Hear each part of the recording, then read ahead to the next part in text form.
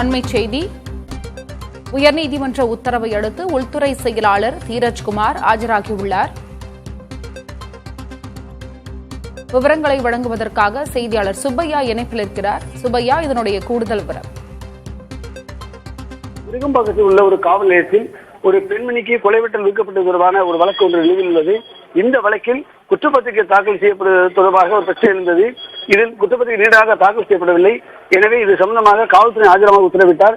தொடர்ந்து ஏதோ நடவடிக்கை எடுக்கப்படாததால் இந்த வழக்கு உயர்நீதிமன்றத்துக்கு வந்தது. இந்த வழக்கில் விசாரித்த நீதிபதி வேல்முருகன் இந்த வழக்கில் உள்துறை செயலாளர் நேரில் ஆஜராக வேண்டும் என்று உத்தரவிட்டிருந்தார். அதன்படி இந்த வழக்கு இந்த விசாரணைக்கு வந்தது. ஆனால் உள்துறை செயலாளர் நேரில் ஆஜராகவில்லை இன்று காலை. இதனால் கோபமடைந்த நீதிபதி இந்த வழக்கை பொறுத்தவரை கண்டிப்பாக உள்துறை நேரில் ஆஜராக வேண்டும் என்றும், காவல்துறை என்ன நடக்கிறது என்பதை பொதுமக்களுக்கு தெரியப்படுத்த வேண்டிய அவசியம் என்றும் ஆஜராக வேண்டும் என்று உத்தரவிட்டார். இல்லை என்றால் பிடிவாரண்ட் பிறப்பிக்கப்படும் என்று எச்சரிக்கை விடுத்தார். பிற்பகல் 1:30 மணிக்கு ஆஜராக சொல்லியிருந்தார். அப்போது அரசு தரப்பில் 4:30 மணிக்கு ஆஜராவதற்கு காலவாசம் கேட்டார்கள். அதனை ஏற்றுக்கொண்ட நீதிபதி 4:30 மணிக்கு தள்ளி வைத்திருந்தார். மீண்டும் இந்த வழக்கு மீண்டும் 4:30 மணிக்கு விசாரணை எடுத்துக் கொள்ளப்பட்டது.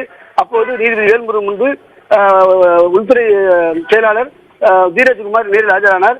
அப்போது நீதிபதியிடம் சில விளக்கங்களை கேட்டார். அப்போது மற்ற யாரும் உள்ளே அனுமதிக்கப்படவில்லை, மற்ற வழக்கில் உள்ள யாரும் அனுமதிக்கப்படவில்லை.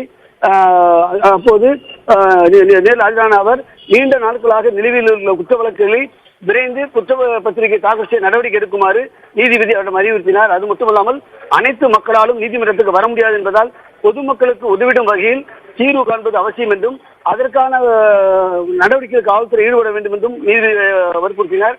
அது மட்டுமல்லாமல் உங்களை நீதிமன்றத்துக்கு வரவழைப்பது எங்கள் நோக்கமல்ல என்றும் காவல்துறை நடப்பதை தெரியப்படுத்துவதற்காகவே ஆஜராக உத்தரவிட்டதாகவும், இதுபோன்ற சிக்கல்கள் காவல்துறை மட்டுமல்ல அனைத்து துறையிலும் இருப்பதால் இதை கவனத்தில் கொள்ள வேண்டும் என்றும் உள்துறை செயலாளருக்கு அறிவுறுத்திய நீதிபதி இந்த வழக்கின் விசாரணையை தள்ளி வைத்துள்ளார். அருணா, குற்றப்பத்திரிகை தாக்கல் செய்யாமல் ஏராளமான வழக்குகள் உள்ளது குறித்து விளக்கம் அளிக்க உள்துறை செயலாளர் ஆஜராக உத்தரவிடப்பட்டிருந்தது. தற்பொழுது அவர் ஆஜராகியுள்ளார். உங்களுடைய தகவலுக்கும் நன்றி.